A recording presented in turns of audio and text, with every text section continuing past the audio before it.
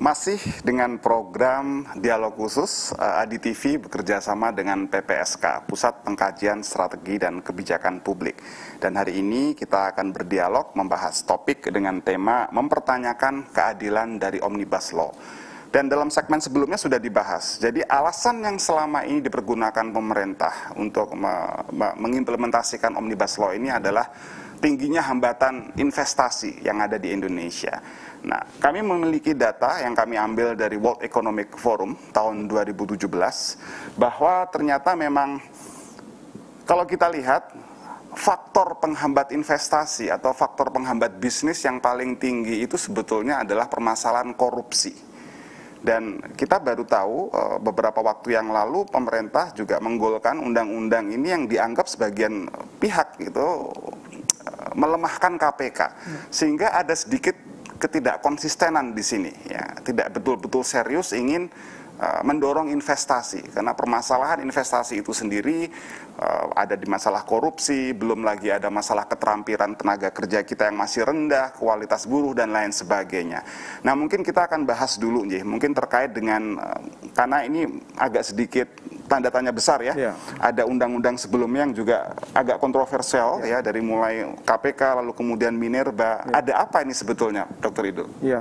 Terima kasih Mas Rangga ya. Kalau misalnya dilihat kenapa proses legislasi kita itu cenderung diselesaikan cepat sekali ya, tidak seperti rezim-rezim sebelumnya misalnya ya. Nah, memang ada beberapa hal yang mempengaruhi ya. Salah satunya yang memiliki gejala yang sama dengan ini kan kita bisa berkaca pada kurang lebih 1 tahun yang lalu ya. Bagaimana revisi undang-undang KPK yang pada saat itu secara prosedur tidak masuk dalam prolegnas, tetapi dipaksakan untuk diubah.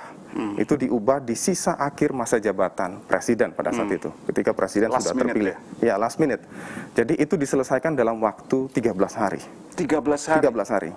13 hari dengan rentang waktu yang singkat, kemudian banyak sekali warga negara turun protes terkait kebijakan itu.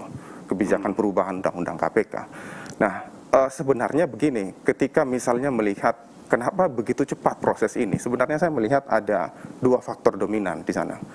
Yang pertama itu adalah faktor relasi presiden dan DPR. Kita tahu ya, Mas Rangga ya, kalau misalnya melihat realitas saat ini, presiden itu kan didukung dengan kekuatan politik yang cukup besar di DPR. Ya, hanya tersisa partai oposisi hanya sekitar 7%. Ya, taruhlah Demokrat itu kita tidak jelas, kadang-kadang dia ke A, bisa juga dia ke B, tetapi yang mungkin konsisten satu partai PKS tapi tidak mempunyai suara yang cukup signifikan.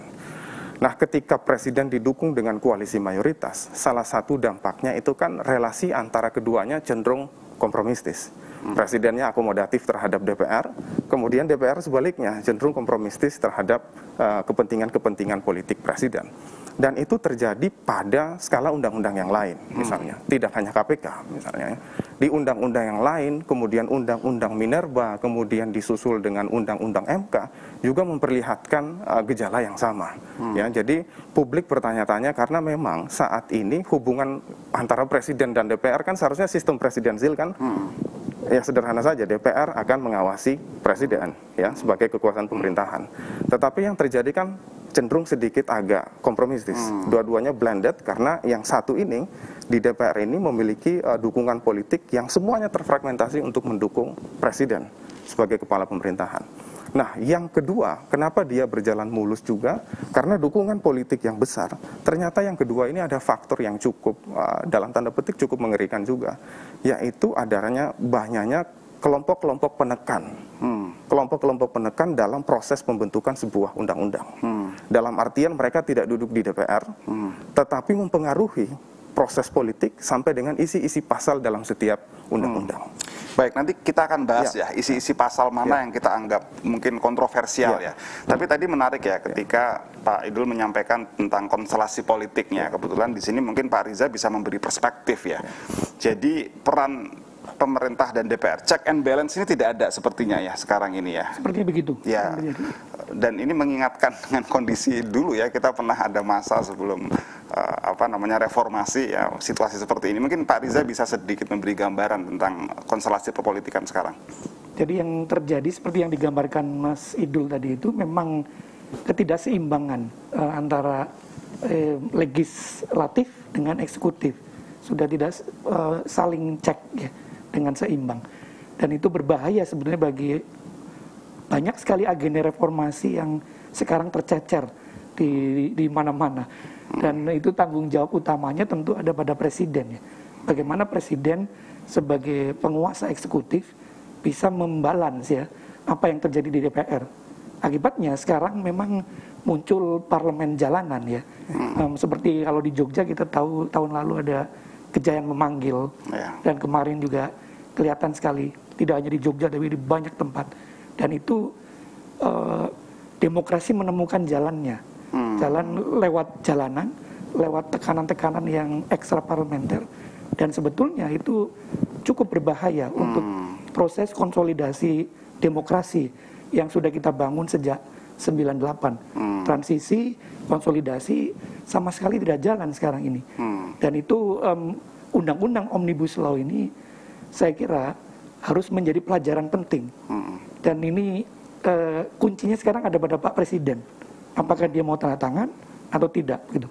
Atau seperti yang sudah diminta oleh, saya kira 6 gubernur ya sudah meminta. Ya, termasuk gubernur kita ya, Pak Sultan. Termasuk Pak Sultan. Salut untuk itu ya, bagus sekali. Untuk meminta Presiden mengeluarkan Perpu supaya tidak berlangsung.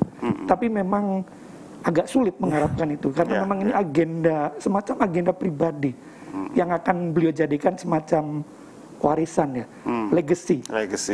Setelah yang lain-lain rupanya tidak bisa diwariskan. Yang ini mungkin dia ingin mewariskan sesuatu untuk yang tadi disebutkan di sana, inefisiensi birokrasi yang memang itu tinggalan lama, tapi itu berkaitan dengan sesuatu yang lebih dalam, yaitu yang tadi tindak korupsi, atau istilah kerennya moral hazard. Moral hazard para pelakunya di sana. Dan itu sebetulnya agak bertentangan dengan gejala umum di dunia yang sebetulnya menginginkan itu harusnya di take down dulu, moral hazardnya itu. Gitu. Baik, saya akan kembali ke Dr. Akbar nih ya, kembali ke reason theater ya, tentang reason for existence. Jadi apa ini sebetulnya alasan eksistensi dari Omnibus Law ini ketika pada akhirnya ya, tadi sebetulnya tidak ada masalah investasi, justru masalah utama investasi korupsi malah kemudian tidak diatasi, tapi malah kemudian seakan-akan ini ada undang-undang yang dipaksakan. Logika ekonominya di mana mungkin Pak Akbar bisa menjelaskan tidak? Jadi memang yang sebagai argumen untuk menjustifikasi undang-undang ini, dan kalau saya baca naskah akademiknya, walaupun saya tidak bisa 100% memastikan bahwa itu adalah naskah akademik yang asli, karena tadi seperti Pak Riza bilang, ini nggak jelas nih, gitu, nggak transparan. Juga kalau saya baca di undang-undangnya begitu, yang sekali lagi itu juga belum sampai sekarang kan belum jelas itu mana versi yang benar-benar. Jadi ini undang-undang hoak gitu ya, kalau bisa dikatakan nggak ada undang-undang yang mana gitu. Nah, jadi argumen yang digunakan untuk itu adalah bahwa kita itu punya kegentingan yang memaksa, yaitu berupa kita perlu mendorong pertumbuhan ekonomi, perlu mendorong investasi, seolah-olah kemudian investasi itu adalah obat dari semua masalah, gitu ya. Nah, ini yang perlu saya berikan catatan, karena faktanya sebenarnya nggak begitu. Oke, tadi saya sudah katakan bahwa persoalan investasi kita itu ya memang belum ideal, tetapi juga nggak jelek-jelek amat, sehingga tidak bisa menjadi jelas itu. Kedua, perlu saya kasih catatan, nanti mungkin agak terputus. Jadi bahwa dalam beberapa tahun terakhir sebenarnya kemampuan investasi kita itu untuk mendorong pertumbuhan ekonomi itu juga melemah. Jadi kalau ada di ekonomi itu ada sebuah ukuran namanya ICOR, jadi Incremental Capital Output Ratio. Jadi berapa tambahan investasi yang diperlukan untuk mendorong pertumbuhan ekonomi. Dan ternyata dalam beberapa tahun terakhir memang ICOR kita itu semakin besar, yang artinya semakin boros, semakin mahal untuk bisa mendorong pertumbuhan ekonomi. Artinya investasi kita itu nggak produktif. Dan begitu juga nanti kalau kita lihat dari kaitannya dengan tenaga kerjaan. Undang-undang ini diberi nama Undang-Undang Cipta Kerja. Tapi sebenarnya semangatnya di dalam adalah undang-undang mendorong investasi. Padahal antara investasi dan cipta kerja dua hal yang berbeda. Data menunjukkan bahwa dari tahun 2013 paling nggak yang saya punya datanya, sampai dengan tahun 2019, tambahan investasi yang saya ceritakan tadi itu ternyata tidak diikuti dengan penambahan jumlah lapangan pekerjaan sangat signifikan. Gitu ya. Jadi ada ukuran namanya serapan tenaga kerja per triliun investasi. Nah, serapan tenaga kerja per triliun investasi itu cenderung turun malahan. Gitu. Bukan naik, malah turun. Gitu. Tentu saja perlu diskusi kenapa kok bisa begitu, tapi itu sebuah fakta yang menarik bahwa nggak bisa kemudian kita serta-merta mengatakan bahwa waduh kita harus investasi, semuanya penting, semua dikorbankan untuk itu demi katanya menciptakan lapangan kerja. No, nggak bisa begitu gitu ya dari sisi ekonomi gitu ya. Jadi maka sekali lagi menurut saya keliru nih kalau kemudian ini investasi ini dipandang sebagai segala-galanya lalu kemudian sebagai jalan untuk menciptakan lapangan pekerjaan baru, dan tadi itu sehingga kemudian memaksa kita harus membuat undang-undang tergesa-gesa gitu ya dalam waktu yang sangat singkat, dan kemudian mengabaikan banyak aspirasi yang berbeda-beda gitu. Ya, dan tadi Pak Riza menyampaikan satu kata kunci yang menarik ya, yaitu moral hazard. Ya, jadi undang-undang ini punya potensi untuk dimanfaatkan, ya, disalahgunakan. Ya, tadinya semangatnya ingin memberi kemudahan, tapi juga nanti akan memudahkan juga PHK ya. Apalagi sekarang banyak yang mengatakan seperti itu ya, di era pandemi ini kan banyak yang mengkhawatirkan seperti itu. Dan kita juga sudah punya pengalaman lah, beberapa kali pengalaman dengan deregulasi ya. Dulu tahun kita pernah melakukan deregulasi perbankan, ya, deregulasi penerbangan juga ya, izin dipermudah, membuat bank di mana-mana dipermudah. Memang banyak bank, banyak investasi, tapi yang terjadi justru jadi awal krisis ya. Mungkin Pak Riza bisa menjelaskan Pak, potensi moral hazard seperti apa nih yang mungkin dan bisa saja terjadi nih dengan yang paling ini berbahaya adalah yang dalam aspek lingkungan. Karena itu loopholes-nya sangat menganga di Undang-Undang Cipta Kerja ini. Bisa Mas Rangga bayangkan ya, dari 905 halaman, saya sisir itu 400 lebih memang mengatur yang tadi Mas Akbar disebutkan sebagai investasi. Jadi yang lain-lain hanya embel-embel saja. Embel-embel pun merugikan begitu. Dan lingkungan itu sangat perlu kita cermati. Karena keharusan yang dulu diatur lewat AMDAL sekarang menjadi lebih rileks gitu. Dan itu moral hazardnya luar biasa. Dan sebetulnya investor asing pun sudah mengendus itu, dan mereka sudah wanti-wanti, sudah bikin surat terbuka juga kepada Pak Presiden soal ini, dan nampaknya Presiden jalan terus. Ini yang saya kira mungkin moral hazardnya bisa pindah ke ini. Ya, seharusnya kita mengenal istilah 3P ya, harus seimbang antara profit, people, dan planet ya. Tapi sepertinya yang ini 3P-nya itu profit, dan profit.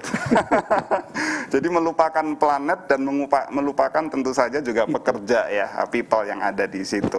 Baik, kita belum membahas terkait dengan substansi ya, tapi tentu saja justru ini segmen yang paling penting ya, karena kita harus bedah secara substansial. Tadi sudah kita bahas permasalahan prosedural, nanti tentunya setelah yang satu ini kita akan membahas tentang permasalahan substansial dari Undang-Undang Omnibus Law ini. Jangan kemana-mana.